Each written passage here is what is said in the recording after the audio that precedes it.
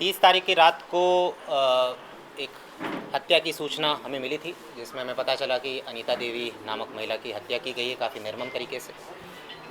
जैसे ही प्रकरण दर्ज हुआ उसके बाद विशेष टीमें गठित की गई। पिछले 8 दिनों में हम निरंतर प्रयास कर रहे थे मुख्य आरोपी जिसका नाम गुलामुद्दीन है उस तक पहुंचने का। पिछले 8 दिनों में हमने काफ़ी अनुसंधान किया, साक्ष्य इकट्ठे किए, एक जो को अक्यूज़ थी उसे भी गिरफ्तार किया और पिछले 8 दिनों से हमारी टीम मुख्य आरोपी के पीछे निरंतर लगी हुई थी।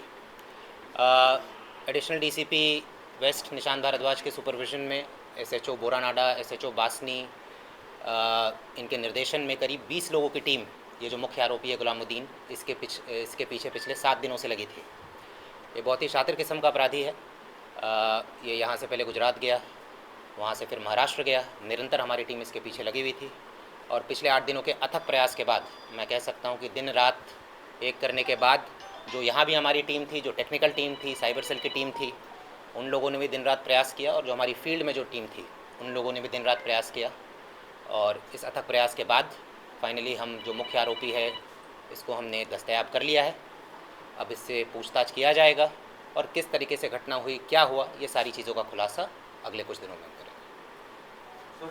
सर मोबाइल ये कहाँ गया था, कहाँ ठहरा था, जिसने इसको बना दी, क्या उसको भी अरेस्ट किया? उन सब बातों पर अभी अनुसंधान करेंगे। फ़िलहाल यहाँ से ये गुजरात गया अहमदाबाद, वहाँ से ये मुंबई गया। पिछले 7 दिनों से वहाँ पर जो एरिया है हाजी अली वाला एरिया है, हाजी अली काठियावाड़ चौपाटी वाला एरिया है, वहीं पर ये रुका हुआ था और कल जब हमने इसे दस्तयाब किया है तो ये अपना कौन सा रेलवे स्टेशन है, मुंबई सेंट्रल तो मुंबई सेंट्रल जो रेलवे स्टेशन है वहाँ से हमने इसे दस्तयाब किया है। जैसा मैंने बताया कि ये काफ़ी शातिर किस्म का अपराधी है, बिल्कुल अपना फ़ोन भी नहीं इस्तेमाल कर रहा था और अगर कभी कुछ इस्तेमाल हुआ तो भी हॉटस्पॉट का इस्तेमाल कर रहा था, सीसीटीवी से भी बच रहा था। करीब 400 से 500 सीसीटीवी फुटेज का हमने विश्लेषण किया है और निरंतर इसके पीछे टीम लगी रही और कल मुंबई सेंट्रल से इसे हमने दस्तयाबी किया है। इसका आगे का प्लान था, ये आगे भागने की फ़िराक में था, इनफैक्ट भारत के भी बाहर भागने की फ़िराक में था ये, पर हमारी टीम ने बिल्कुल समय पर पहुंचकर इसे दस्तयाब किया। मुंबई सेंट्रल से कहीं जा रहा था ये नेपाल जाने की फ़िराक। अभी ये सारा अनुसंधान का विषय अभी इसे लेकर आए हैं, अभी इसका पुलिस कस्टडी लेंगे हम और पूछताछ करेंगे। सारे पहलुओं पर जांच होगी, सारे एंगल्स जितने भी हैं सब एंगल्स पे जांच की जाएगी। एडिशनल डीसीपी लेवल के अधिकारी डायरेक्ट हर चीज़, चाहे वो पूछताछ हो, चाहे वो अनुसंधान का सुपरविज़न हो, सारी चीज़ एडिशनल डीसीपी लेवल के अधिकारी करेंगे ताकि कोई भी पहलू छूटे नहीं और अनुसंधान में, पूछताछ में जो भी चीज़ें सामने आएंगी उसके अकॉर्डिंग विधि सम्मत कार्रवाई सुनिश्चित की जाएगी। सर क्या नेपाल के रास्ते पाकिस्तान जाने की फिराक में था? नहीं, ऐसी कोई सूचना नहीं। सर एक अहम सवाल है कि कत्ल हुआ, क्या सबसे बड़ी चीज़ क्या वो स्वीकार किया है, क्या ये अभी तुरंत लेकर आए हैं, आपकी उपस्थिति में अभी लेकर आए हैं, ठीक है। ये सारी चीज़ें किसने किया, कैसे किया, अभी तक ये मुख्य आरोपी है, सारी चीज़ें अभी पूछताछ के बाद ही स्पष्ट होंगी। कहाँ किया सके कुछ बताइए, क्या नहीं हुआ? मैं फिर से एक बार रिपीट कर रहा हूँ आप सबके बेनिफिट के लिए, कैसे किया, कहाँ किया और कोई था नहीं था, क्या उद्देश्य था, ये सारी चीज़ें पूछताछ के बाद ही स्पष्ट होंगी। उसके पास गुलामुद्दीन को पकड़ने के लिए कितनी कॉल डिटेल्स, कितनी सीडीआर वगैरह निकाली गई, कितने लोगों को पूछताछ किया, पहुंचे आप? पिछले 7-8 दिनों से जैसे मैंने बताया कि हमारी टीम, पूरे जोधपुर कमिश्नरेट की टीम, वेस्ट ज़िले की टीम, ईस्ट ज़िले से भी हमने लोगों को लिया, पूरे कमिश्नरेट की टीम श्रीमान सीपी साहब के निर्देशन में काम कर रही थी। हमारी टेक्निकल टीम जो थी उसमें साइबर थाने के भी लोग थे, उसमें वेस्ट ज़िले के भी थे, ईस्ट ज़िले के भी थे।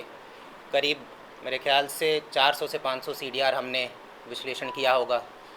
सीसीटीवीज़ का मैंने ऑलरेडी बोला कि अहमदाबाद, महाराष्ट्र, क्योंकि देखिए हम इसे ट्रेस कर रहे थे। अब ट्रेस करने का क्या तरीका होता है, मोबाइल ये इस्तेमाल कर नहीं रहा था, बहुत शातिर था, तो एक एक सीसीटीवी देखते थे, फिर आगे बढ़ते थे, फिर कहाँ कहाँ एग्जिट रूट्स हो सकते हैं वहाँ पर जाते थे, फिर सीसीटीवी देखते थे, फिर आगे बढ़ते थे। हमारी जो टीम है वहाँ पर जितने भी होटल्स है, धर्मशाला है, जहाँ भी रुक सकता था हर दिन वहाँ दबिश देते थे, टैक्सी वालों से बात करते थे, बस स्टैंड, रेलवे स्टेशन में जाकर बात करते थे। तो ये पूरा जो एक बेसिक, जो ग्राउंड लेवल पर जो एक आसूचना इकट्ठा करके आगे बढ़ने वाला जो एक पूरी प्रक्रिया होती है, जो कोर पुलिसिंग जिसे कहते हैं, उसको इस्तेमाल करके हमारी टीम ने, करीब 20 लोगों की टीम जो इसके पीछे निरंतर लगी हुई थी, रात दिन लगी हुई थी, ठीक है। और काफ़ी टेक्निकल हमने इसमें टूल्स इस्तेमाल किए हैं, मैं बता नहीं सकता हूँ, बहुत टेक्निकल टूल्स इस्तेमाल किए, ग्राउंड लेवल पर काफ़ी मेहनत हुई है और इसमें लोकल टीम जहाँ जहाँ भी हम गए वहाँ लोकल टीम का भी हमने सपोर्ट लिया और इन सब के अथक प्रयास से ये मुमकिन हो पाया। सर, इसके ये पास जो से फरार कुछ हुआ है, बरामद हुआ है, लास्ट में जाके आपने कैसे इसको क्रैक किया? जैसा मैंने बताया हमने काफ़ी टेक्निकल टूल्स इस्तेमाल किए।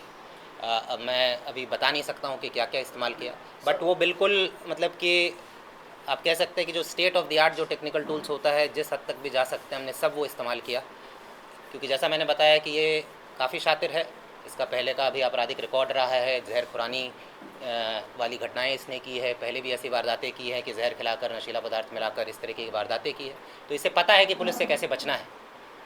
तो इन सारी चीज़ों को ध्यान में रखते हुए जैसा मैंने बताया जो भी टेक्निकल टूल्स हमारे पास उपलब्ध थे किसी को भी हमने नहीं छोड़ा और ग्राउंड लेवल पर जितनी मेहनत कर सकते थे वो की और 7-8 दिनों के बाद ये सर इसके पास सर, क्या ये बरामद हुआ है, कुछ बरामद? अभी ये सारी चीज़ें क्या बरामद हुआ क्या नहीं हुआ ये सब पूछताछ कर सर, ये फरार हुआ जब तक ये मोबाइल का उपयोग कर रहा था घटना के बाद, तब तक जोधपुर में कितने लोग हैं जो उससे टच में रहे हैं? क्या ऐसी कोई जानकारी, कितने लोग, नाम और मत बताइए सर, आप कम से कम संख्या। अभी हम कुछ इस विषय में कुछ नहीं बता सकते। सर अनिता जी का मोबाइल कहाँ है? कृपया करके मैं फिर से रिपीट कर रहा हूँ, अनुसंधान के विषय में कोई भी चीज़ अभी हम नहीं बता सकते हैं, जैसे चीज़ें स्पष्ट होंगी तब आप लोगों को तो सर ऐसा मान लिया जाए जब जो चीज़ आप क्लियर करेंगे वो बताई जाएगी सार्वजनिक रूप से, क्या फिर फोन करने पे क्या? बिल्कुल कैसा बताई रहेगा? जाएगी, बिल्कुल। ऐसा नहीं हो बाद में फोन करता रहे, किसी एक को बताया जा रहा है किसी को नहीं बताया जा रहा, इसका भी सॉल्यूशन बता दीजिए। अलग से आज आप कह रहे हैं पकड़ने की बता रहे सिर्फ बात, उसके अलावा आप कुछ शो नहीं करना चाह रहे हैं, जो भी आपकी मजबूरी जो भी सिस्टम है, तो कल क्या कोई टाइम फिक्स करेंगे जब आप कोई टाइम फिक्स नहीं है, जब जैसे जो अपडेट आएगा आप लोगों को बता देंगे। उसके सर बाद इसमें सूचना सबको इन्वेस्टिगेशन मिलेगी कौन ना? कर रहे हैं सर? इन्वेस्टिगेशन तो आईओ जो एसएचओ सरदारपुर है, बट जैसा मैंने बताया सारा कुछ चाहे वो पूछताछ हो चाहे वो इन्वेस्टिगेशन का सुपरविजन हो, 3 से 4 एडिशनल डीसीपीज लेवल के अधिकारी हर चीज़ सुपरवाइज करेंगे, छोटी से छोटी चीज़। सर लेकिन एक अहम है, चूंकि इतना बड़ा हादसा जो हिस्ट्री में पहली बार हुआ है, तो कम से कम एक प्रारंभिक तौर पे जो पूछताछ हुई, कम से कम वो अभी कोई प्रारंभिक तौर पे पूछताछ नहीं हुआ, अभी आपके सामने ही लाए हैं इसे, अभी प्रारंभिक तौर पर पूछताछ अभी स्टार्ट होगी। सर वो 6 नोटिस जा चुके थे, गुलामदिल पकड़ा गया है, क्या उनसे पोस्टमार्टम को लेकर संपर्क हुआ वापस पुलिस का? अभी बातचीत चल रही है, अभी उनका कुछ कार्यक्रम भी वहाँ पर चल रहा है। जाना स्थल पे अपने जैसे कोई जाना है? बिल्कुल वहाँ पर है, हमारे अधिकारी हैं।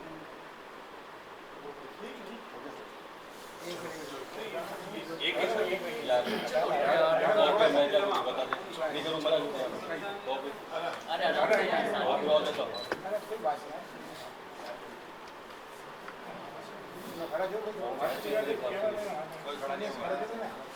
हाँ, बैठ जाओ। रुक जा, तो मैं जाके जगह भी चाहिए ना, वो भी चाहिए।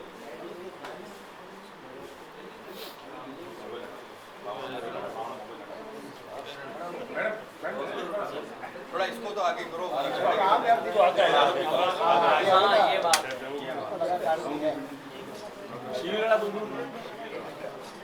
आप सर आप आगे आ जाओ।